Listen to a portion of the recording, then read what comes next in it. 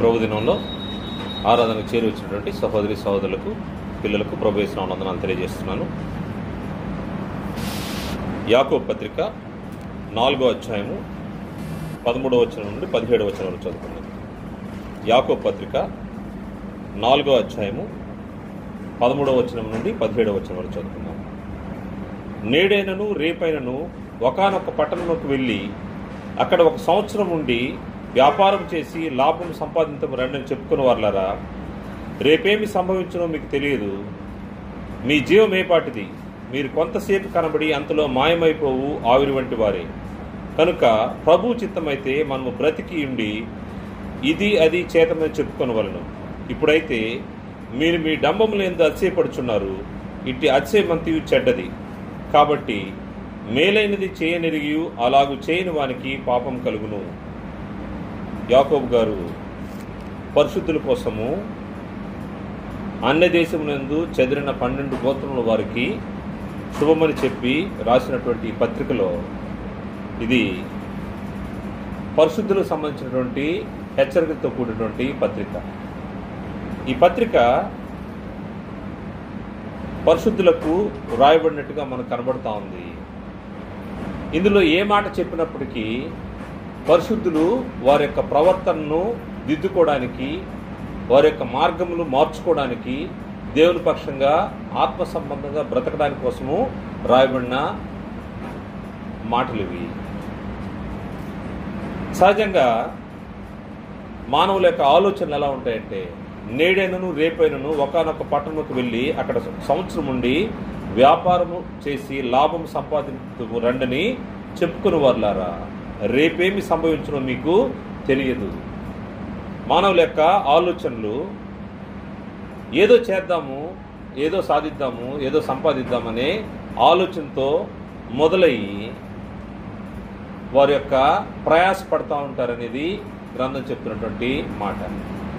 కానీ రేపేమి సంభవించునో మీకు తెలియదు. మీ జీవం ఏపాటిది? మీరు కొంతసేపు కనబడి అంతలో మాయమైపోవు ఆవిరి వంటి వారే. మన యొక్క జీవిత కాలము, మన యొక్క పరిస్థితులు దేవుడు గుర్తు చేస్తూ, మీరు ఎంత మాత్రం వాళ్ళంటే కేవలము ఆవిరి వంటి వారే. అంతలో కనబడి కొంతసేపు కనబడి అంతలో మాయమైపోవు ఆవిరి వంటి వారే.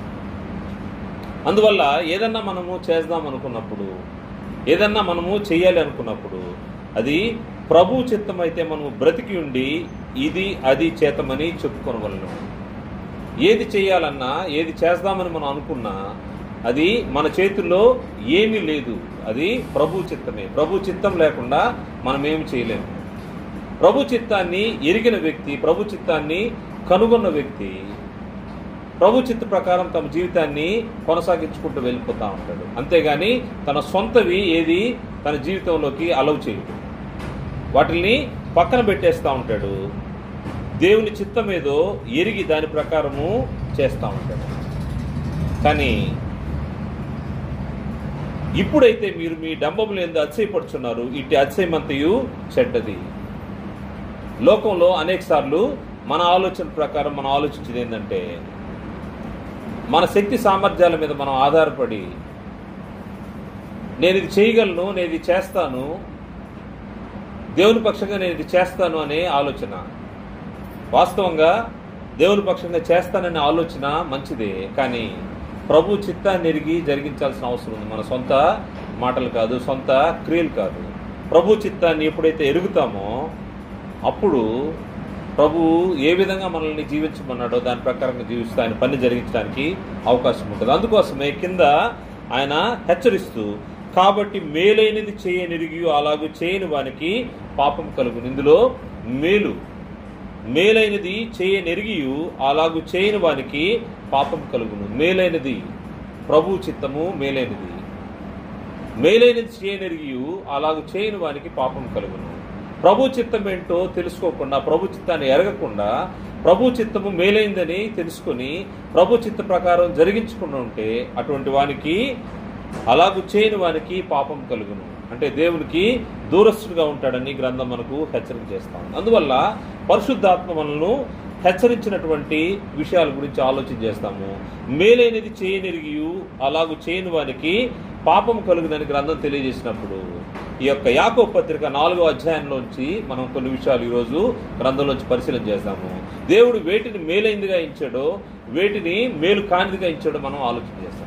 అంటే ప్రభు చిత్తాన్ని ఎరిగి మనము పని చేయాలన్నప్పుడు మేలైనవి ఆయన సూచించాడు, మేలైన వాటిని ఎరిగి వాటిని చేయాల్సిన అవసరం ఉంది. అలా చేయకపోతే అది మనకు పాపంగా పరిణమించే ప్రమాదం ఉంది. కాబట్టి మేలైనవేవో కీడైనవేవో ఈ యొక్క అధ్యాయంలో మనకు కొన్ని విషయాలు తెలియజేయబడ్డాయి. వాటిని గ్రంథంలోంచి ఈరోజు మనము పరిశీలన చేద్దాము. మేలైన విషయాలు ఆలోచన చేస్తే యాకోబు పత్రిక 4వ అధ్యాయంలో మనకు తెలియజేయబడిన విషయాలు ఆలోచన చేస్తే మొట్టమొదటిది మేలైన వాటిలో దేవునికి లోబడి ఉండుడి. దేవునికి లోబడి ఉండడము, దేవుని చిత్తాన్ని ఎరగడము, అది మేలైనదిగా దేవుడు ఎంచి నీవు దేవునికి లోబడి ఉండాలని తెలియజేయడం జరుగుతూ ఉంది. యాకోబు పత్రిక 4వ అధ్యాయము 7వ వచనంలో, కాబట్టి దేవునికి లోబడి ఉండుడి, అపవాదిని ఎదురించుడి, అప్పుడు వాడు మీ ఎద్దు నుండి పారిపోవును. దేవునికి లోబడ్డం అంటే అపవాదికి దూరంగా ఉండడమే. అనేక సార్లు మనం ఆలోచన చేశాము. మనము సెంటర్లో ఉన్నాము, అటువైపు దేవుడు ఉన్నాడు, ఇటువైపు అపవాది ఉన్నాడు. సెంటర్ నుంచి మనం దేవునికి దగ్గరగా వస్తున్నామంటే అపవాదికి దూరం అవుతా ఉన్నాము, లేదా అపవాదికి దగ్గర అవుతున్నామంటే దేవునికి దూరం అవుతా ఉన్నాము. అందువల్ల మనం ఏం చేయాలంటే దేవుని యొద్దకు రండి.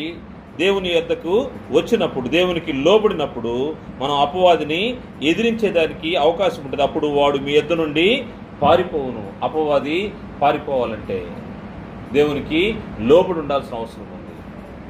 ఇది మేలైందిగా దేవుడు మనకు తెలియజేస్తా ఉన్నాడు. దేవుని యొద్దకు రావడం అనేది, దేవునికి లోబడి ఉండడం అనేది మేలైన విషయముగా మనకు కనపడతా ఉంది. ఎఫెసీ పత్రిక 4వ అధ్యాయము 27వ వచనంలో అపవాదికి చోటీకుడి. ఎఫెసీ పత్రిక 4వ అధ్యాయము 27వ వచనంలో అపవాదికి చోటీకుడి. అపవాదికి చోటిస్తే ఏమవుతుందంటే నువ్వు దేవునికి లోబడకుండా దేవునికి దూరంగా వెళ్ళిపోయే ప్రమాదం ఉంది. కాబట్టి అపవాదికి చోటీకుడని గ్రంథం మనల్ని హెచ్చరిస్తూ ఉంది. అలా అయితే దేవునికి లోబడి ఉండాలంటే నువ్వు ఏం చేయాలి? ఎందుకు దేవునికి లోబడి ఉండాలంటే అపవాదికి మనం దూరంగా ఉండాలంటే దేవునికి మనము లోబడి ఉండాల్సిన అవసరం ఉంది. అందుకోసమే పేతురు గారు హెచ్చరిక చేస్తూ పేతురు రాసినటువంటి మొదటి పత్రిక 5వ అధ్యాయము 6వ వచనం నుండి చూస్తే, పేతురు రాసిన మొదటి పత్రిక 5వ అధ్యాయం 6వ వచనం నుండి, దేవుడు తగిన సమయమందు మిమ్మల్ని హెచ్చించినట్లు ఆయన బలిష్టమైన చేతి కింద దీన మనస్కులైనడి. దేవునికి లోబడి ఉండడం అంటే దీన మనస్కులై ఉండాల్సిన అవసరం ఉంది. ఆయన బలిష్టమైన చేతి కింద మనల్ని హెచ్చించినట్లు బలిష్టమైన చేతి కింద దీన మనస్కులైనడి. ఆయన మిమ్మల్ని గురించి చింతించున్నాడు గనక మీ చింత యావత్తు ఆయన మీద వేయుడి. నిబ్బరమైన బుద్ధి గలవారే మెలకుగా ఉండడి. మీ విరోధి అయిన అపవాది గర్జించు సింహం వలె ఎవరిని మృంగుదునా అని వెతుకుచూ తిరుగుచున్నాడు. లోకమందున్న మీ సహోదరులందరూ ఈ విధమైన శ్రమలే నెరవేర్చున ఎరిగి విశ్వాసమందు స్థిరులై వారిని ఎదురించుడి. అపవాదిని ఎదిరించడం అంటే, అపవాదికి చోటీయకుండా ఉండడం అంటే అది దేవునికి లోబడ్డమే. దేవుని బలిష్టమైన చేతి కింద దీన మనస్కులై ఉంటే దేవుడు తగిన సమయం ముందు నిన్ను హెచ్చిస్తాడు. మరి ముఖ్యంగా అపవాదికి దూరంగా ఉంచుతాడు. కారణం ఏంటంటే అపవాది ఏం చేస్తున్నాడంట, మీ విరోధి అయిన అపవాది గర్జించు సింహం వలె ఎవరిని మృంగుదునా అని వెదుకుచూ తిరుగుచున్నాడు. అపవాది వెదుకుచూ తిరుగుతూ ఉన్నాడు. మనం ఏం చేయాలంటే అపవాదికి దూరంగా ఉండాలంటే దేవునికి లోబడి ఉండాల్సిన అవసరం ఉంది. ఆయన బలిష్టమైన చేతి కింద దీన మనస్కులై ఉండాల్సిన అవసరం ఉంది. పరిశుద్ధాత్మ మనల్ని హెచ్చరిస్తున్నమాట, దేవునికి లోబడి ఉండి. దేవునికి లోబడి ఉంటే మనం అపవాదికి దూరంగా ఉంటాము. దాని తర్వాత మనకు మేలు జరుగుతూ ఉంటుంది. మన తండ్రి ఆయనకి దేవునికి లోబడి ఉండాల్సిన కారణం ఏంటంటే ఆయన మన ఆత్మకు తండ్రి అయి ఉన్నాడు. ఈ భూమిపైన జన్మనిచ్చినటువంటి తల్లిదండ్రులు మనకున్నారు, వారికి మనం లోబడి ఉంటాము. అదేవిధంగా వారికే మనం లోబడి ఉండేటప్పుడు మనకు ఆత్మనిచ్చినటువంటి, మనకు జీవాన్ని ఇచ్చినటువంటి దేవునికి మనము ఇంకా ఎక్కువగా లోబడి ఉండాల్సిన అవసరం ఉంది. హెబ్రీ పత్రిక 10వ అధ్యాయము 12వ అధ్యాయం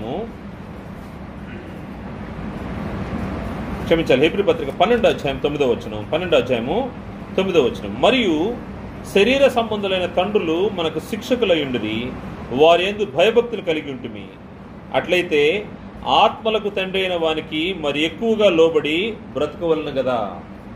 ఆత్మలకు తండ్రి అయిన వానికి మరెక్కువగా, శరీర సంబంధమైన తండ్రులు అంటే ఈ భూమి మీద మనకు జన్మనిచ్చినటువంటి తండ్రులు. వారికే మనము మరియు శరీర సంబంధమైన తండ్రులకు మనకు శిక్షకులై ఉండి వారి యందు భయభక్తులు కలిగి ఉంటుంది. మనకు జన్మనిచ్చినటువంటి తల్లిదండ్రుల పట్ల మనము భయభక్తులు కలిగి ఉన్నాము.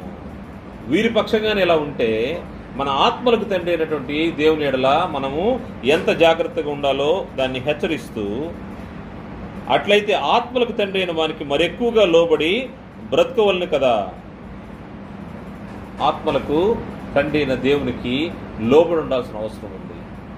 పరిశుద్ధాత్మ మనల్ని పరిశుద్ధులకు ఎటువంటి హెచ్చరికలు అవసరమో వాటిని తెలియజేస్తున్నప్పుడు మనము ఆత్మ సంబంధంగా ఎదగడానికి, దేవునితో సమాధానం కలిగి ఉండడానికి, క్రీస్తు ప్రభువుతో సహవాసం కలిగి ఉండడానికి మనము ఇటువంటి హెచ్చరికలను మనము చూస్తూ ఏది మేలైందో దాన్ని చేపట్టాలి. మేలైన దాన్ని చేయనిరిగి అలాగూ చేయని వానికి పాపం కలుగునని గ్రంథం హెచ్చరిక చేసినప్పుడు మేలైనది దేవునికి లోబడి ఉంటాము. దేవునికి లోబడి ఉంటే దేవునికి దాసులుగా ఉండడం అని గ్రంథం తెలియజేస్తూ ఉంది. దాసుడు యజమానికి ఏ విధంగా లోబడి తను పని జరిగిస్తూ ఉంటాడో, మనకు దేవుడు యజమానుడు, మనము దాసులము. మనము దేవునికి దాసులమని ఎరిగి దాని ప్రకారంగా మనము మన యొక్క ఆత్మ సంబంధమైన జీవితాన్ని కొనసాగించుకోవాలని గ్రంథము హెచ్చరిక చేస్తుంది. పేతురు రాసినటువంటి మొదటి పత్రిక 2వ అధ్యాయము 16వ వచనంలో, పేతురు రాసినటువంటి మొదటి పత్రిక 2వ అధ్యాయం 16వ వచనంలో, స్వతంత్రులై ఉండి దుష్టత్వము కప్పిపెట్టుకొనుటకు మీ స్వాతంత్రమును వినియోగపరచక దేవునికి దాసులమని లోబడి ఉండుడి. దేవుడు మనల్ని స్వతంత్రులుగానే చేశాడు. మన స్వాతంత్ర్యాన్ని దుష్టత్వాన్ని కప్పిపెట్టుకోవడానికి వాడుకోకూడదని హెచ్చరిస్తూ, దుష్టత్వాన్ని కప్పిపెట్టుకోవడానికి మీ స్వాతంత్రాన్ని వాడుకోవద్దు కానీ దేవునికి దాసులమని లోబడి ఉండుడి. అంటే మన పైన ఒక వ్యక్తి మనల్ని గమనిస్తున్నాడని, మన యజమానుడు ఉన్నాడని, ఆయనకి మనం దాసులమని. ఇది లోకంలో వాళ్ళకి కాదు, పరిశుద్ధులకి, దేవుని ఇంట్లోకి చేర్చబడిన వారికి చెప్తున్నటువంటి మాటలు ఇవి. లోకంలో వారికి యజమానులు, రకరకాల యజమానులు ఉంటారు. కానీ క్రీస్తు యేసు యొక్క రక్తంతో కొనబడ్డ నీకైతే యజమానుడు ఒక్కడే, ఆయన తండ్రి అయిన దేవుడు. ఆయనకి నీవు దాసుడువు. అందుకోసమే దేవునికి దాసులమని లోబడి ఉండుడి అని గ్రంథం మనకు హెచ్చరిక చేస్తాం. మనం చూసాము ఏది మేలైందంటే మేలైనది చేయనరిగి, మేలైన విషయాలను మనం ఆలోచన చేస్తున్నాం. మొట్టమొదటిది మనం చూసాం, అది దేవునికి లోబడి ఉండడం అనేది మేలైందిగా మనకు పరిశుద్ధాత్మ హెచ్చరిక చేస్తా ఉన్నాడు. రెండో విషయం చూస్తే దేవుని యొద్దకు రండి అని తెలియజేస్తా ఉన్నాడు. ఏది మేలంటే దేవుని యొద్దకు రావడం అనేది మేలైన విషయంగా గ్రంథం మనకు తెలియజేస్తుంది. యాకోబు పత్రిక 4వ అధ్యాయము 8వ వచనంలో, యాకోబు పత్రిక 4వ అధ్యాయం 8వ వచనంలో, దేవుని యొద్దకు రండి అప్పుడు ఆయన మీ యొద్దకు వచ్చును. దేవుని యొద్దకు రండి అప్పుడు ఆయన మీ యొద్దకు వచ్చును. ఏది మేలైందంటే దేవుని యొద్దకు రావడమే మేలైన విషయం. నీవు ఒక అడుగు ముందుకు వేసి దేవుని యొద్దకు ఎప్పుడైతే వస్తావో దేవుడు నీ యొద్దకు వస్తాడు. మీరు దేవుని యొద్దకు రండి అప్పుడు ఆయన మీ యొద్దకు వచ్చును. మీరు రాకుండా దేవుణ్ణి రమ్మంటే ఆయన రాడు. నీ పరిస్థితుల్ని మార్చుకొని దేవుని యొద్దకు రావాల్సిన అవసరం ఉంది. దేవుని యొద్దకు వస్తేనే ఆయన మీ యొద్దకు వస్తాడు. ఇశ్రాయేలు పాపం చేసి దేవునికి దూరంగా వెళ్ళినప్పుడు యెషయా ప్రవక్త ద్వారా దేవుడు తెలియజేస్తున్న మాట, మీరు దేవుని వైపు తిరగండి, నాకు చెవి యొగ్గండి, నా మాట వినండి అని దేవుడు ప్రవక్త అయినటువంటి యెషయా ద్వారా వారిని హెచ్చరిక చేస్తున్నాడు. యెషయా గ్రంథము 55వ అధ్యాయము 3 నుంచి 7 వచనం వరకు చూస్తే, యెషయా గ్రంథము 55వ అధ్యాయం 3వ వచనం నుండి, చెవి యొగ్గి నా యొద్దకు రండి, దేవుడు పిలుస్తా ఉన్నాడు. ముందు మనం ఆయన దగ్గరికి వస్తే ఆయన మన దగ్గరికి వస్తాడంట. చెవి యొగ్గి నా యొద్దకు రండి, మీరు వినిన ఎడల మీరు బ్రతుకుదురు. నీవు బ్రతకాలంటే, నీవు జీవం కలిగి జీవించాలంటే దేవుని యొద్దకు రావాల్సిన అవసరం ఉంది. దేవుని యొద్దకు రాకుండా దేవునికి దూరంగా ఉండి నాకు జీవం కావాలి, నాకు రక్షణ కావాలి, నాకు నిత్యత్వం కావాలని కోరుకుంటే అది వచ్చేది కాదు. నువ్వు దేవుని యొద్దకు రావాల్సిన అవసరం ఉంది. చెవి యొగ్గి నా ఎద్దుకు రండి, మీరు వినిన ఎడల మీరు బ్రతుకుదురు. నేను మీతో నిత్య నిబంధన చేసేదను, దావీదునకు చూపిన శాశ్వత కృపను మీకు చూపుదును. ఇదిగో జనములకు సాక్షిగా అతను నియమించితిని, జనములకు రాజుగాను అధిపతిగాను అతను నియమించితిని. నీ వెరుగని జనులను నీవు పిలిచెదవు, నిన్నెరుగని జనులు యెహోవా నిన్ను మహింపరచుగా చూచి, నీ దేవుడైన యెహోవాను బట్టి, ఇశ్రాయేలు పరిశుద్ధ దేవుని బట్టి నీ యొద్దకు పరిగెత్తి వచ్చెదరు. దేవుని యొద్దకు నీవు వస్తే నీతో పాటు వచ్చే వారి గురించి తెలియజేస్తా ఉన్నాడు. దాని తర్వాత ముఖ్యమైన విషయము ఇది, ప్రతి వ్యక్తి గుర్తుపెట్టుకోవాల్సిన అవసరం ఉన్నటువంటి మాట. యెహోవా మీకు దొరుకు కాలమందు ఆయనను వెదకుడి. యెహోవా మీకు దొరుకు కాలమందు. ఒకసారి ఆ కృప నిన్ను దాటిపోతే దాని తర్వాత నువ్వు ఏడ్చినా వెదకినా దేవుడు నీకు దొరకడు. కృపలో ఉన్నప్పుడే నీకు ఈ అవకాశం ఉంటుంది. కృపను దాటుకొని పోయిన తర్వాత, అందుకోసమే యెహోవా మీకు దొరుకు కాలమందు ఆయనను వెదకుడి, ఆయన సమీపంలో ఉండగా ఆయనను వేడుకొనుడి. ఆయన నీకు సమీపంగా ఉన్నప్పుడే ఆయన వేడుకోవాలా. ఒక వ్యక్తి మనకు తెలుసు, ఏశావు యొక్క జీవితంలో తను జరిగిన పరిస్థితి. తను మరలా ఏడ్చుతూ వెతికితే కూడా దాన్ని పొందుకోలేకపోయాడు. జ్యేష్ఠత్వాన్ని, దేవుని యొక్క ఆశీర్వాదాలని పోగొట్టుకున్నాడు, నిర్లక్ష్యం చేశాడు, దేవునికి దూరంగా బ్రతికాడు. అది కావాలని వస్తే కూడా యెహోవా మీకు దొరుకు కాలం ముందు ఆయనను వెదకుడి. ఆయన దగ్గరగా ఉన్నప్పుడు ఆయన్ని విస్మరించాడు. చెవులకి దేవుని యొక్క మాటలు వినబడుతున్నప్పుడు మనము నిర్లక్ష్యం చేస్తే ఏం జరుగుతూ ఉంటుందంటే, ఆయన ఒకరోజు మనకు దూరం అయిపోతూ ఉంటాడు. ఆయన సమీపంలో ఉండగా ఆయనను వేడుకొనుడి, లేకపోతే మనం నష్టపోతూ ఉంటాము. దేవునికి దగ్గరగా రావాల్సిన అవసరం ఉంది. భక్తిహీనులు దగ్గరగా రావాల్సిన పరిస్థితులను ఇక్కడ చేస్తూ ఏ విధంగా రావాలో తెలియజేస్తూ 7వ వచనంలో, భక్తిహీనులు తమ మార్గమును విడువలను, దుష్టులు తమ తలంపులను మానవలను, వారు యెహోవా వైపు తిరిగిన ఎడల ఆయన వారి యందు జాలిపడును, వారు మన దేవుని వైపు తిరిగిన ఎడల ఆయన బహుగా క్షమించును. నువ్వే పరిస్థితిలో ఉన్నప్పటికీ ఆయన క్షమించే దేవుడు, ఆయన ఆదరించే దేవుడు, ఆయన నిన్ను దగ్గరికి చేర్చుకునే దేవుడు. అందువల్ల నువ్వు దూరంగా ఉన్నావు, ఆయన దొరుకు సమయంలోనే ఆయన వెతకాల్సిన అవసరం ఉంది. ఏం చేయాలంటే, నువ్వు ఏ పరిస్థితిలో ఉన్నావో నీ స్థితి ఏంటో గమనించుకొని, భక్తిహీనులు తమ మార్గమును విడువలను. ఏం చేయాలంటే, నువ్వు ఎక్కడున్నావో నువ్వు ఆలోచన చేసుకుంటే, నువ్వు భక్తి కలిగి దేవుని పక్షంగా ఉన్నావా, లేకపోతే భక్తిహీనతలో అపవాది వైపు ఉన్నావా ఆలోచన చేసుకోవాలి. భక్తిహీనులు తమ మార్గమును విడువలను. వాళ్ళు వెళ్తున్న మార్గం సరైనది కాదు, ఆ మార్గాన్ని విడవలసిన అవసరం ఉంది.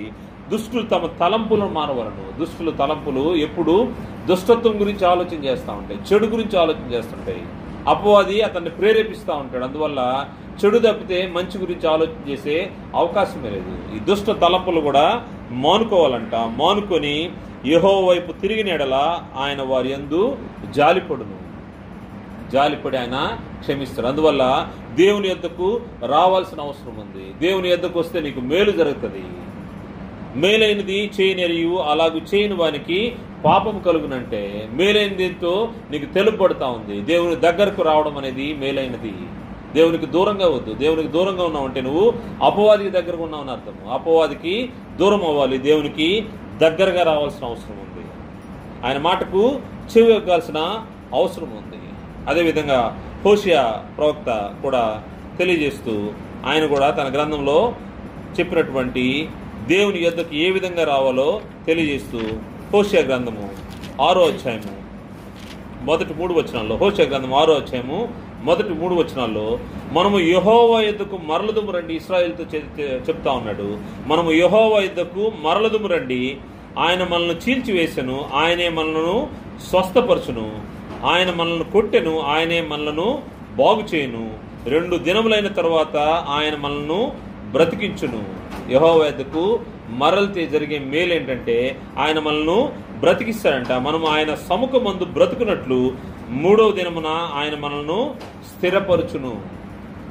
ఒకవేళ నువ్వు నీ పరిస్థితి ఎలా ఉందో తెలీదు, నీ లైఫ్ ఎలా ఉందో తెలీదు, నీది బ్రోకెన్ లైఫ్ అయితే, లేకపోతే విరిగిపోయినా నలిగిపోయినా చీల్చివేయబడిన పరిస్థితిలో ఉన్నటువంటి జీవితం అయితే, నువ్వేం చేయాలంటే నువ్వు దేవుని వైపుకు మరలి రావాల్సిన అవసరం ఉంది. ఇశ్రాయేలు పరిస్థితిని అక్కడ తెలియజేస్తూ మనం యెహోవా యుద్ధకు మరలుదుము రండి, ఎందుకంటే ఆయన చీల్చేశాడు, మనల్ని కొట్టాడు, కానీ రెండవ దినం ఆయన మనల్ని బ్రతికిస్తాడు, మూడవ దినం ఆయన మనల్ని స్థిరపరుస్తాడు. యెహోవాను గూర్చిన జ్ఞానము సంపాదించుకుందాం రండి, యెహోవాను గూర్చిన జ్ఞానము సంపాదించుకుంటకు ఆయన అనుసరించుదాము రండి. ఎందుకు దేవుని ఎదుకు రావాలంటే దేవుని యొక్క జ్ఞానాన్ని సంపాదించుకోవడానికి. ఆ జ్ఞానము నిన్ను రక్షిస్తుంది, కాపాడుతుంది. అందువల్ల ఆయన అనుసరించుదము రండి. ఉదయము తప్పక వచ్చు రీతిని ఉదయించును, వర్షం వలె ఆయన మన యొద్దకు వచ్చును, భూమిని తడుపునట్టి తొలకరి వర్షము కడవ వర్షములే ఆయన మన యొద్దకు వచ్చును. నువ్వు ఎప్పుడైతే దేవుని యొద్దకు వస్తావో దేవుడు నీ దగ్గరకు వస్తాడు. పరిశుద్ధాత్మ ద్వారా పరిశుద్ధులకు ఇవ్వబడినటువంటి హెచ్చరిక, ముందు మనము దేవుని యొద్దకు రావాల్సిన అవసరం ఉంది. మనం ఎప్పుడైతే దేవుని యొద్దకు వస్తామో దేవుడు అప్పుడు ఆయన మన యొద్దకు వచ్చును. నువ్వే పరిస్థితులు ఉన్నప్పటికీ దేవుని వైపు చూడాల్సిన అవసరం ఉంది. దేవుని చూడకుండా, దేవుని ఆశ్రయించకుండా నువ్వు బ్రతకలేవనే విషయాన్ని తెలియజేస్తాను. ఆమోస్ ప్రవక్త కూడా ఈ విషయాన్ని తెలియజేస్తూ దేవుని యొద్దకు ఏ విధంగా చేరుకోవాలో అనే విషయాన్ని తెలియజేస్తూ ఆమోస్ రాసినటువంటి గ్రంథము 5వ అధ్యాయము, ఆమోసు 5వ అధ్యాయము 4వ వచనంలో దేవుని యొద్దకు ఏ విధంగా తిరిగి రావాలో తెలియజేస్తూ, ఇశ్రాయేలీయులతో యెహోవా సెలవిచ్చినదేమనగా, నన్ను ఆశ్రయించుడి, నన్ను ఆశ్రయించిన ఎడల మీరు బ్రతుకుదురు. నన్ను ఆశ్రయిస్తే మీరు బ్రతుకుతారు. దేవుని యొద్దకు రావాల్సిన అవసరం ఉంది. నువ్వు ఏ పరిస్థితిలో ఉన్నావో, నువ్వు రక్షించబడి నీవు తొట్టుపాటు పడున్నావా, లేకపోతే రక్షణ మార్గం తెలియకుండా దేవునికి దూరంగా ఉన్నావా, లేకపోతే దేవుని పరిస్థితులకు నీ యొక్క జీవితాన్ని సరిగా అప్పగించుకోకుండా అవిధేయమైనటువంటి పరిస్థితిలో ఉన్నావు. ఏ పరిస్థితిలో ఉన్నావు? నువ్వు ఉన్నటువంటి పరిస్థితిని బట్టి దేవునికి దగ్గరగా రావాల్సిన అవసరం ఉంది. ఇశ్రాయేలు కూడా అదేవిధంగా పాపం చేసి దేవునికి దూరస్తులైపోయినప్పుడు దేవుడు వారిని చీల్చివేశాడంట, వారిని చెదరగొట్టేశాడు. ప్రవక్తల ద్వారా మళ్ళా పిలుస్తున్నాడు. యెహోవా ఇశ్రాయేలుకి సెలవిచ్చినదేమనగా, నన్ను ఆశ్రయించిన ఎడల మీరు బ్రతుకుదురు. మీరు బ్రతకాలంటే, జీవం కలిగి ఉండాలంటే దేవుని ఆశ్రయించాలి. పరిశుద్ధులకు ఇది అవసరమైనటువంటి విషయము. దేవుని ఆశ్రయించడం, దేవుని దగ్గరగా రావడం, దేవునికి ఇది మేలైందని గ్రంథం మనకు తెలియజేస్తా ఉంది. కాబట్టి దేవునికి దగ్గరగా రావాల్సిన, దేవుని యొద్దకు రావాల్సినటువంటి అవసరం ఉంది. మూడో విషయం చూస్తే ఏది మేలైందని గ్రంథము తెలియజేస్తా ఉందంటే, యాకోబు పత్రిక 4వ అధ్యాయము, యాకోబు పత్రిక 4వ అధ్యాయము 8వ వచనంలో మధ్య భాగం నుంచి, పాపులారా మీ చేతులను శుభ్రము చేసుకునడి, ద్విమనస్కులారా మీ హృదయములను పరిశుద్ధిపరచుకునడి. పాపులారా మీ చేతులను శుభ్రం చేసుకునండి. పాపులు తమ చేతుల్ని శుభ్రం చేసుకోవాలంట. ద్విమనస్కులు ఏం చేయాలంటే వారు హృదయాలు పరిశుద్ధపరచుకోవాలంట. మేలైనది పాపులు చేతులు కడుక్కోవాలి. కారణం ఏంటంటే వారి పాపముల వల్ల ఏం జరిగి ఉంటుందంటే వారి చేతులు రక్తసిక్తమైపోయింటాయి. ఈ రక్తసిక్తమైనటువంటి చేతులతో దేవుని దగ్గరికి రాలేము. పాపపు చేతులతో దేవుని దగ్గరికి రాలేము. కారణం ఏంటంటే పాపము నిన్ను అంటుకొని ఉంటే దేవుడు నిన్ను దగ్గరకు తీసుకోలేడు. అందువల్ల పాపులారా మీ చేతులను శుభ్రం చేసుకునండి. పాపాలు కడిగేసుకొని రావాల్సిన అవసరం ఉంది. చేతులు శుభ్రం చేసుకోవాలి. మనకు తెలుసు, ఒక వ్యక్తి తను ప్రభు యొక్క సంఘాన్ని హింసించడమే ధ్యేయంగా పెట్టుకున్న వ్యక్తి తెలుసు. అతడు పాపము చేసి, హత్యలు చేసి వాటికి సమ్మతిస్తున్నటువంటి వ్యక్తి అపోస్తలుడైన పౌలు గారు. మనకు తెలుసు, అపోస్తల కార్య గ్రంథము 7వ అధ్యాయము 54వ వచనం చూస్తే స్టెఫను మరణాన్ని సమ్మతించినటువంటి వ్యక్తి అపోస్తలుడైన పౌలు గారు. 54వ వచనం నుండి 7వ అధ్యాయం, అపోస్తల కార్య గ్రంథం 7వ అధ్యాయం 54వ వచనం నుండి, వారి మాటలు విని కోపంతో మండిపడి అతన్ని చూచి పండ్లు కొరికిరి. అయితే అతడు పరిశుద్ధాత్మతో నిండుకున్నవాడే ఆకాశం వైపు తేరిచూచి దేవుని మహిమను, యేసు దేవుని కుడిపార్శ్వమందు నిలిచిండు చూచి, ఆకాశం తెరవబొట్టయు మనుష్య కుమారుడు దేవుని కుడిపార్శ్వమందు నిలిచింటూ చూచున్నానని చెప్పాను. అప్పుడు వారు పెద్ద కేకలు వేసి చెవులు మూసుకుని ఏకంగా అతని మీద పడి పట్టణపు వెలుపలికి అతను వెళ్ళగొట్టి రాళ్ళు రువి చంపిరి. సాక్షులు సౌలు అను ఒక యవనుని పాదముల ఎద్దు తమ వస్త్రములు పెట్టిరి. ఇతని యొక్క డ్యూటీ ఏది? ఇతను ప్రాణాధారంగా ఎంచుకున్నటువంటి మార్గము దేవుని పక్షంగా బ్రతికే బిడ్డలను చంపడము. చంపినట్టుగా వారి ఎదుట సాక్ష్యం తీసుకొచ్చి పెట్టారంట. ప్రభువు గురించి మొరపెట్టుచు యేసు, ప్రభువా నా ఆత్మను చేర్చుకుని స్టెఫను పలుకుచుండగా వారు అతను రాళ్లతో కొట్టిరి. అతను మోకాళ్ళుని, ప్రభువా వారి మీద ఈ పాపం మోపకమని గొప్ప శబ్దంతో పలికని ఈ మాట పలికి నిద్రించను. సౌలు అతని చావునకు సమ్మతించెను. ఇప్పుడు సౌలు యొక్క చేతులు ఏ విధంగా ఉన్నాయి ఆలోచన చేస్తే? పాపంతో నిండి ఉన్నాయి, రక్తంతో ఉన్నాయి. ఈ పరిస్థితిలో దేవుని యొద్దకు రాగలడా?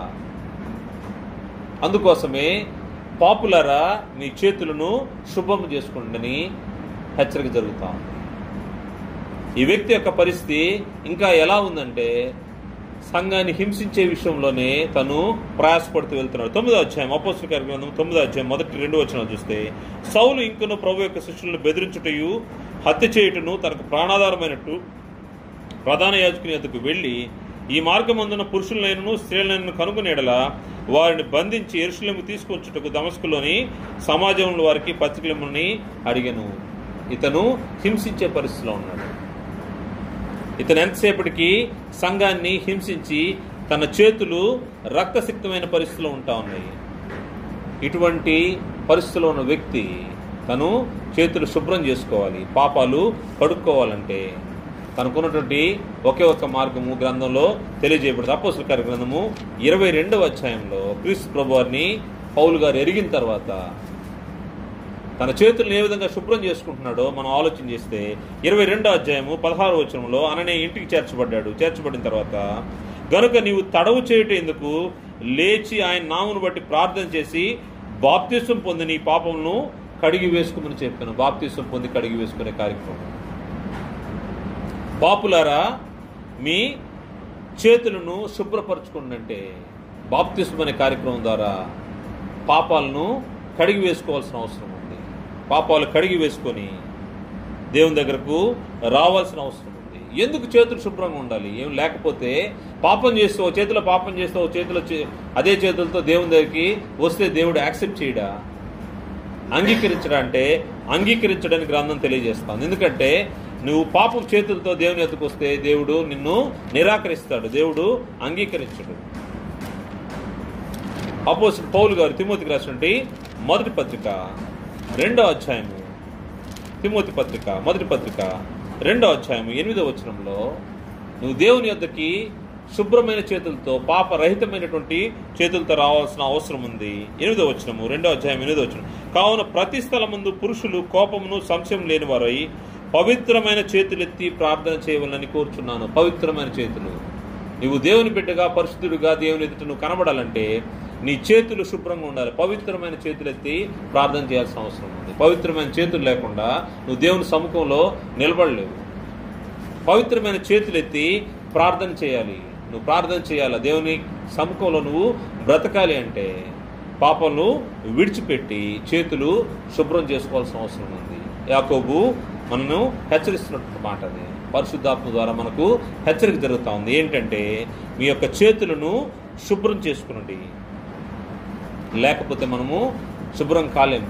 రెండవది, ద్విమనస్కులారా మీ హృదయములను పరిశుద్ధిపరచుకునండి. ద్విమనస్కులారా అంటే వారు సందేహించేవారు. ద్విమనస్కులు అంటే వారు 2 నాలుకల ధోరణి కలిగిన వారు, లేకపోతే కపట హృదయం కలిగిన వారు. లోపల ఒకటి అనుకుంటారు, బయట ఒకటి మాట్లాడుతూ ఉంటారు. వారిని డబుల్ మైండెడ్ పీపుల్ అంటారు. డబుల్ మైండెడ్ లేదా డబుల్ స్టాండర్డ్స్ అంటే ఒకరి దగ్గర ఒక రకంగా ఇంకో దగ్గర ఇంకో రకంగా. వారు ద్విమనస్కులు అని గ్రంథం తెలియజేస్తా ఉంది. ద్విమనస్కుల గురించి మాట్లాడుతూ ద్విమనస్కులు అస్థిరులని గ్రంథం తెలియజేస్తుంది. ఈ విధంగా ఉండే ఆలోచనలు కలిగిన వారు ద్విమనస్కులు ఎలా ఉంటారంటే వారు అస్థిరులు, దేవుని పక్షంగా వారు బ్రతకలేని వారని గ్రంథం తెలియజేస్తుంది. యాకోబు పత్రిక మొదటి అధ్యాయము 5వ వచనం చూస్తే, మీలో ఎవరికైనా జ్ఞానము కొదువుగా అయినడలా అతడు దేవుని అడగవలను, అప్పుడు అది అతనికి అనుగ్రహింపబడును. ఆయన ఎవరిని గద్దెంపక అందరికీ ధారాళముగా దయచేవాడు. అయితే అతడు ఏమాత్రమును సందేహింపక విశ్వాసముతో అడగవలను. ద్విమనస్కులు ఎలా ఉంటారంటే సందేహించేవారుగా ఉంటారు, డౌట్ పడేవాళ్ళుగా ఉంటారు. అంటే వీరి యొక్క ఆలోచనలు రెండు విధాలుగా జరుగుతూ ఉంటాయి. వీరు ఒక రకంగా ఉండరు, రెండు రకాలుగా వారి యొక్క మనసులు ఉంటాయి. ద్విమనస్కులు అన్నారు, వారికి సందేహం ఉంటుంది. అందుకోసమే అయితే అతడు ఏమాత్రము సందేహముక విశ్వాసంతో అడుగువలను, సందేహించువాడు గాలి చేత రేపబడి ఎగురుపడు సముద్ర తరంగమును పోలి ఉండును. సముద్ర తరంగాలు ఎంతసేపు ఉంటాయి? ఒకసారి లేస్తాయి, స్ప్లిట్ సెకండ్లో మళ్ళా పడిపోతాయి. సముద్ర తరంగంలాగా ఉంటాడంట. ఎందుకంటే ఒకసారి ఒక డెసిషన్తో ఉంటాడు, ఇంకొకసారి ఇంకొక డెసిషన్తో వస్తాడు. అంటే విత్ ఇన్ సెకండ్స్ మారిపోతూ ఉంటాయి ఆలోచనలు. ద్విమనస్కులు అన్నారు వాళ్ళని. వారు అస్థిరులని గ్రంథం చెప్తా ఉంది. 7వ వచనం నుండి, అట్టి మనుష్యుడు ద్విమనస్కుడై తమ సమస్త మార్గంలందు అస్థిరుడు గనుక ప్రభువు వలన తనకేమైనా దొరుకునని తలంచుకొనరాదు. దేవుని దగ్గరికి వచ్చేవాడు అస్థిరుడిగా ఉండకూడదు. అందుకోసమే ద్విమనస్కులు ఏం చేస్తానంటే తమ హృదయాలను పరిశుద్ధపరచుకునడి అని గ్రంథము హెచ్చరిక చేసింది. ద్విమనస్కుని యొక్క పరిస్థితి ఆలోచన చేస్తే ద్విమనస్కుడు అస్థిరుడు అని గ్రంథము తెలియజేస్తా ఉంది. అంటే స్థిరత్వము లేనివాడు. స్థిరత్వం లేని వ్యక్తి దేవుని యొక్క బిడ్డగా కొనసాగడం కష్టమైపోతూ ఉంటుంది. ఎందుకంటే అతనికి సందేహం ఉంటుంది. అతను రెండు రకాలుగా మాట్లాడుతుంటాడు. ఒక వ్యక్తి దగ్గర ఒక రకంగా, ఇంకో వ్యక్తి దగ్గర ఇంకో రకంగా మాట్లాడితే అతడు అస్థిరుడు, స్థిరత్వము లేనివాడు. అతను ఏం చేయాలంటే తన హృదయాన్ని పరిశుద్ధపరచుకోవాలి. నువ్వు దేవుని బిడ్డగా కొనసాగాలంటే నువ్వు ద్విమనస్కుడివి, నీకు అర్థమైంది నా పరిస్థితి ఇలా ఉందనుకున్నప్పుడు నీవు దాన్ని మార్చుకోవాల్సిన అవసరం ఉంది. ముఖ్యంగా గ్రంథంలో దేవుని పని విషయంలో, దేవుని సంఘం విషయంలో పరిచారకులు గురించి మాట్లాడుతూ పరిచారకులు ద్విమనస్కులుగా ఉండకూడదని గ్రంథం హెచ్చరిక చేసింది. తిమోతి రాసినటువంటి మొదటి పత్రిక 3వ అధ్యాయము, తిమోతి రాసిన మొదటి పత్రిక 3వ అధ్యాయం 8వ వచనంలో, అలాగుననే పరిచారకులు మాన్యులై ఉండి ద్విమనస్కులను మిగుల మద్యపానాసక్తులను దుర్లాభేక్షను నపేక్షించు వారిన ఉండక. అంటే తెలియజేయబడిన మాట, నువ్వు పరిచారకుడుగా ఉంటే నువ్వు ద్విమనస్కుడుగా ఉండకూడదు. కారణం ఏంటంటే వారు దేవుని పక్షంగా ఉండలేరు.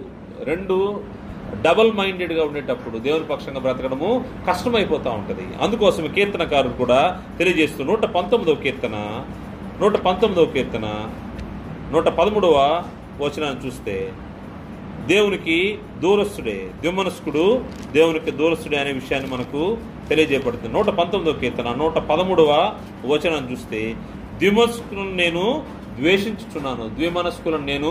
ద్వేషించుచున్నాను, నీ ధర్మశాస్త్రం నాకు ప్రీతికరము. ఈ యొక్క అధ్యాయాన్ని ఈ కీర్తన రాసినటువంటి కీర్తనకారుడు తెలియజేస్తున్న మాట, ద్విమనస్కులను నేను ద్వేషించున్నాను. ఎందుకంటే ద్విమనస్కులతో ఇతను స్నేహం కూడా చేయట్లేదంట ఈ వ్యక్తి. కారణం ఏంటంటే నీ ధర్మశాస్త్రం నాకు ప్రీతికరం. ఎవరైతే దేవుని బిడ్డగా పరిశుద్ధిగా జీవించాలనుకుంటాడో అతడు దేవుని యొక్క ధర్మశాస్త్రాన్ని అనుసరిస్తాడు. అతడు ద్విమనస్కులకి దూరంగా ఉంటాడు. ద్విమనస్కులను నేను దూషించున్నాను. అందుకోసం ప్రభువారు ఈ భూమి దినాల్లో ఆయన చెప్పిన మాట, హృదయ శుద్ధి గల వారు ధన్యులు, వారు దేవుని చూచెదరు. అందువల్ల నీ హృదయము పరిశుద్ధపరచబడాల్సిన అవసరం ఉంది. ద్విమనస్కుల యొక్క హృదయాలు పరిశుద్ధపరచబడాలి. ఒకవేళ నీ యొక్క మైండ్, నువ్వు డబుల్ మైండెడ్గా ఉన్నావేమో, అది పరిశీలన చేసుకొని నీ హృదయము పరిశుద్ధపరచుకోవాల్సిన అవసరం ఉంది. మత్తయి సువార్త 5వ అధ్యాయము 8వ వచనంలో, హృదయ శుద్ధి గల వారు ధన్యులు, వారు దేవుని చూచేది. దేవుని ఎరగాలంటే, దేవుని చూడాలంటే హృదయంలో శుద్ధీకరించబడి ఉండాలా, పరిశుద్ధపరచబడినట్టు హృదయం కలిగి ఉండాల్సిన అవసరం ఉంది. ఇది మేలైనదని గ్రంథము హెచ్చరిక చేస్తూ ఉంది. మేలైంది చేయనెరిగి అలాగే చేయని వానికి పాపం కలిగినప్పుడు మేలైంది ఏంటంటే నువ్వు నీ చేతులు శుభ్రం చేసుకోవాలి. పాపం లేకుండా నీ చేతులు శుభ్రంగా ఉండాల్సిన అవసరం ఉంది. నీ హృదయము పరిశుద్ధపరచబడాలి. ఎందుకంటే ద్విమనస్కుల యొక్క హృదయము పరిశుద్ధపరచబడాల్సిన అవసరం ఉంది. కారణం ఏంటంటే హృదయంలోంచి అనేక విషయాలు మానవుని అభ్యంతర పెట్టే విషయాలు, మానవుని పాపంలోకి నడిపించే విషయాలు వస్తాయని ప్రభువారు తెలియజేశారు. మత్తయి సువార్త 15వ అధ్యాయము 18వ వచనం చూస్తే, మత్తయి సువార్త 15వ అధ్యాయం 18వ వచనం నుండి, నోట నుండి బయటకు వచ్చినవి హృదయంలోండి వచ్చును, ఇవే మనుషుని అపవిత్రపరచునని మీరు గ్రహింపరా.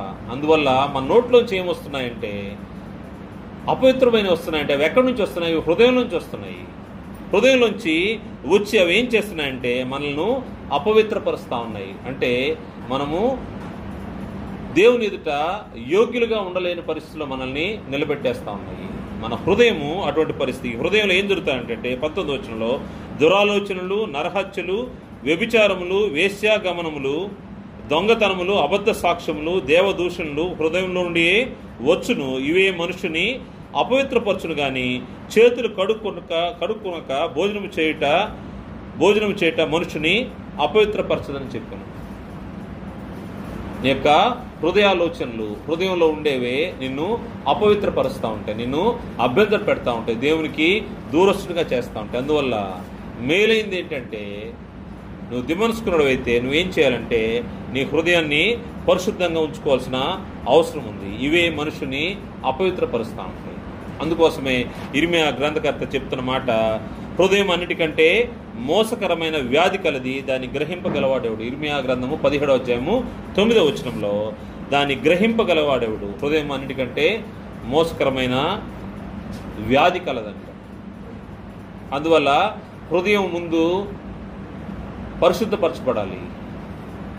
హృదయం పరిశుద్ధపరచబడితే నువ్వు దేవునికి యోగ్యునిగా ఆయన ఎదుట కనపరుచుకునే దానికి అవకాశం ఉంటుంది, దేవుని ఎదుట పరిశుద్ధుడిగా ఉండేదానికి అవకాశం ఉంటుంది. అందువల్ల దేవునికి యోగ్యునిగా ఉండాల్సిన అవసరం ఉంది.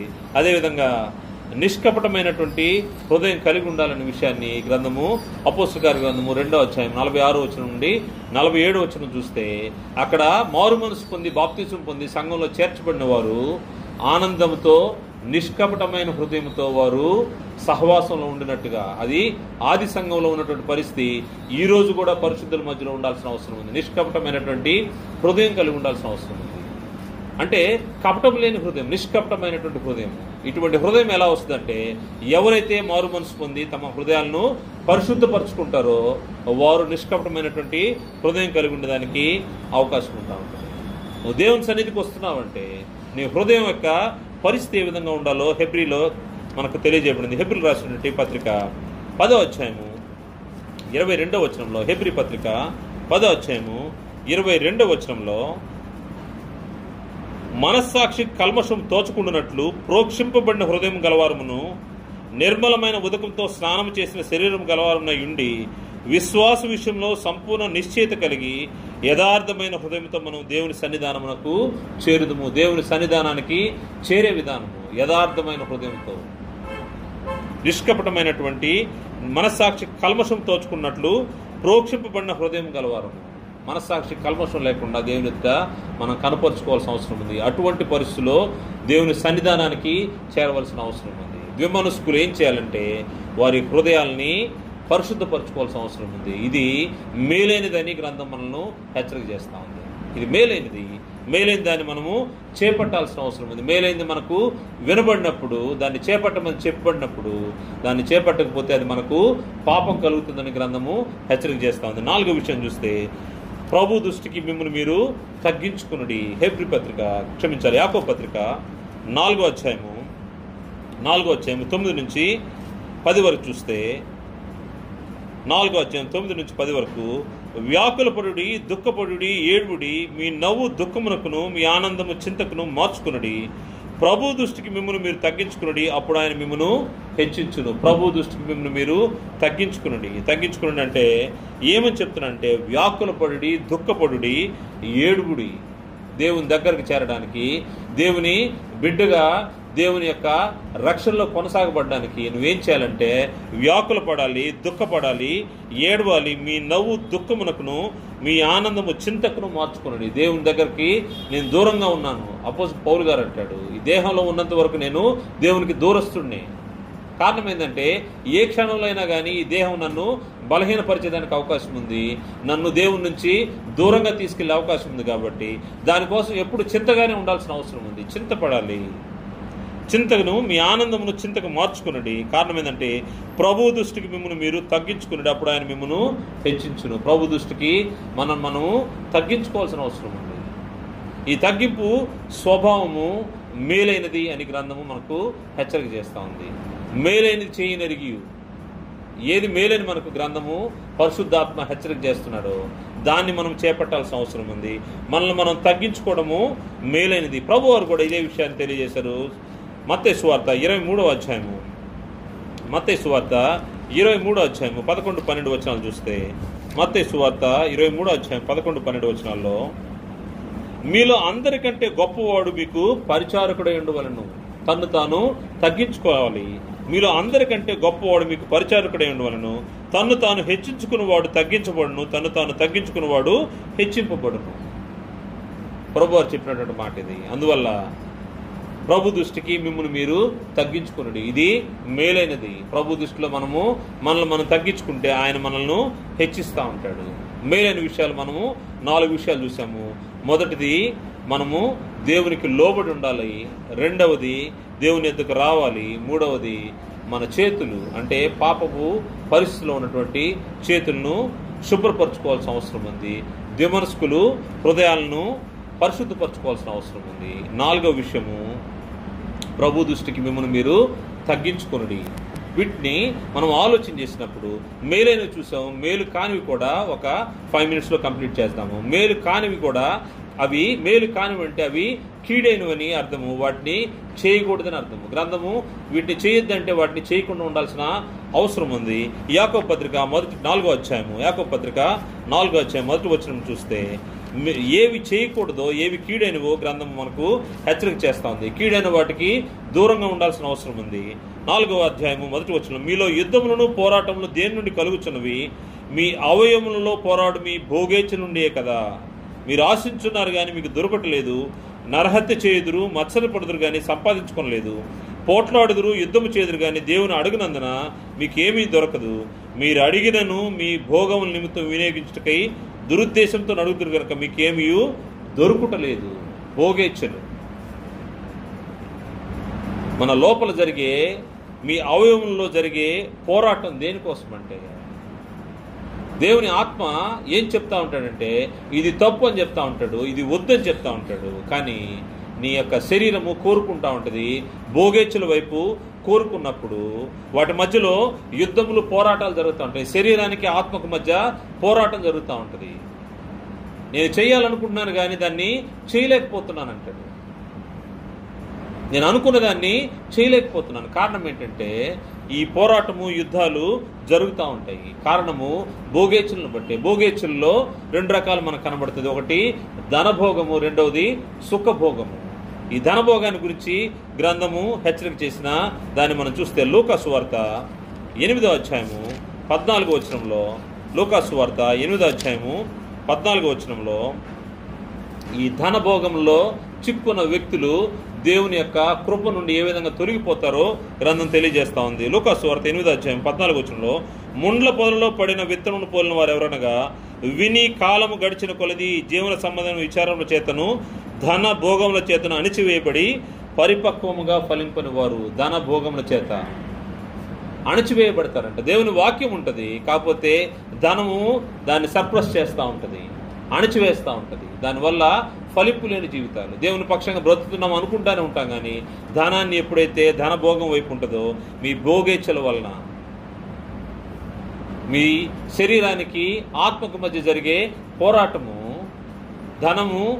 ధన భోగం వల్ల ఏం జరుగుతూ ఉంటుందంటే దేవుని నుండి వేరైపోతూ ఉంటాయి. ఈ జీవన సంబంధమైన విచారముల చేతను ధన భోగం చేత అణచివేయబడి పరిపక్వంగా ఫలింపని వారు, పరిపక్వత లేని పరిస్థితిలో ఉంటారు. ఇటువంటి వారి వల్ల వారికే కాదు, వారి ద్వారా సమాజానికి కూడా సమస్యే. పరిపక్వత లేని పరిస్థితుల్లో పరిపూర్ణంగా ఫలించలేరు. అందువల్ల మేలు కానివి, చేయకూడనివి ఈ ధనాపేక్ష, ధన భోగం వద్దన్నాడు. అదేవిధంగా సుఖభోగాన్ని గురించి మాట్లాడుతూ తిమోతికి రాసినటువంటి మొదటి పత్రిక, అపోస్తలుడు పౌలు గారు తిమోతికి రాసినటువంటి మొదటి పత్రిక 5వ అధ్యాయము 6వ వచనంలో, సుఖభోగముల యందు ప్రవర్తించినది బ్రతుకుచుండియు చచ్చినదయుండును. సుఖభోగముల యందు ఎవరైతే మునిగి తేలుతా ఉంటారో వారు బ్రతికుండి కూడా చచ్చినటువంటి వారే అని గ్రంథం హెచ్చరిక చేస్తూ ఉంది. ఈ దేహం సుఖాన్ని కోరుకుంటుంది. ఆ సుఖం విషయంలో నువ్వు బంధించబడి ఉంటే నువ్వు చచ్చిన వాడివి, బ్రతుకున్నావని అనుకుంటావేమో. నువ్వు జీవంలో జీవాన్ని కోల్పోయిన వాడే, చచ్చిన వాడివే. గ్రంథము అదే మాట చెప్తుంది. సుఖభోగాన్ని ఆశ్రయిస్తే వారు బ్రతికిండి చచ్చిన వారే. ఈ సుఖభోగం గురించి తెలియజేస్తున్నటువంటి మాట పేతురు రాసినటువంటి 2వ పత్రిక 2వ అధ్యాయం 13వ వచనంలో వీరి యొక్క పరిస్థితుల గురించి తెలియజేస్తూ ఈ సుఖభోగంలో మునిగి తేలే వాళ్ళు ఏ విధంగా ఉంటారంటే 2వ అధ్యాయము పేతురు రాసిన 2వ పత్రిక 2వ అధ్యాయం 13వ వచనంలో, ఒకనాటి సుఖానుభవం సంతోషమును ఎంచుకుందురు, వారు కలంకములను నిందాస్పదములైన తమ ప్రేమ విందుల్లో మీతో కూడా అన్నపానములు పుచ్చుకొంచు తమ భోగముల యందు సుఖించుదురు. తమ భోగముల యందు సుఖించుదురు. ఈ సుఖభోగాలు వీటి పట్ల ఎప్పుడైతే ఆకర్షితులవుతావో, ఇవి మేలు కానివి, ఇవి కీడు చేసేవి, వీటికి పరిశుద్ధులు దూరంగా ఉండాల్సిన అవసరం ఉందని గ్రంథము హెచ్చరిక చేస్తుంది. ఎందుకంటే గతంలో మన పరిస్థితులు అది. మునుపు దురాశలకు, ఈ భోగాలకు మనము బానిసలుగా ఉన్నాము. ఇప్పుడైతే దేవుని కృపచేత పునర్జన్మ సంబంధమైన స్నానము ద్వారా దేవుని బిడ్డలుగా మనము రక్షించబడ్డాము. ఒకసారి చూద్దాము. తీతు రాసిన పత్రిక 3వ అధ్యాయము 3వ వచనం నుండి, తీతు పత్రిక 3వ అధ్యాయం 3వ వచనం నుండి, ఎందుకనగా మనము కూడా మునుపు అవివేకములను, అవిధేయులను, మోసపోయిన వారమును, నానా విధములైన దురాశలకును, భోగములకు దాసులనయుండి. మనము గతంలో మన పరిస్థితి భోగములకు దాసులనయుండి దుష్టత్వమందును అసూయందును కాలము గడుపుచు అసహ్యులమై ఒకరినొకడు ద్వేషించుచు ఉంటిమి గాని మన రక్షకుడైన దేవుని యొక్క దయయు మానవుల ఎడల ఆయనకున్న ప్రేమయు ప్రత్యక్షమైనప్పుడు మనము నీతిని అనుసరించి చేసిన క్రియల మూలంగా కాక తన కనికరము చొప్పుననే పునర్జన్మ సంబంధమైన స్నానం ద్వారాను పరిశుద్ధాత్మ మనకు నూతన స్వభావం కలిగించేటి ద్వారా మనల్ని రక్షించను. మునుపు మన పరిస్థితి ఈ సుఖభోగాలు, భోగేచ్ఛలలో మనం మునిగి తేలుతా ఉన్నాము. ఇప్పుడైతే దేవుని బిడ్డలుగా రక్షించబడ్డాము. పునర్జన్మ సంబంధమైన స్నానం ద్వారా దేవుని దగ్గరికి చేర్చబడ్డాము. అందువల్ల ఇవి కీడైనవి, వాటికి దూరంగా ఉండాల్సిన అవసరం ఉందని గ్రంథం హెచ్చరిక చేస్తూ ఉంది. మేలైనవి కానివేవో, మేలు కానివి కీడైనవి ఏవో మనము ఆలోచన చేస్తున్నాము. మొదటి చూసాము భోగేచ్ఛలు, రెండవది ఈ లోక స్నేహము.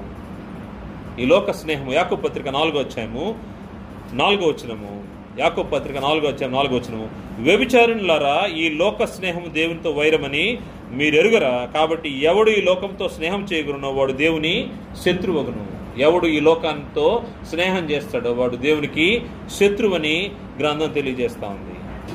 లోకంతో స్నేహం చేయకూడదు. లోకానికి దేవునికి వైరం. ఈ లోక స్నేహము దేవునితో వైరం అని గ్రంథం హెచ్చరిక చేస్తూ ఉంది.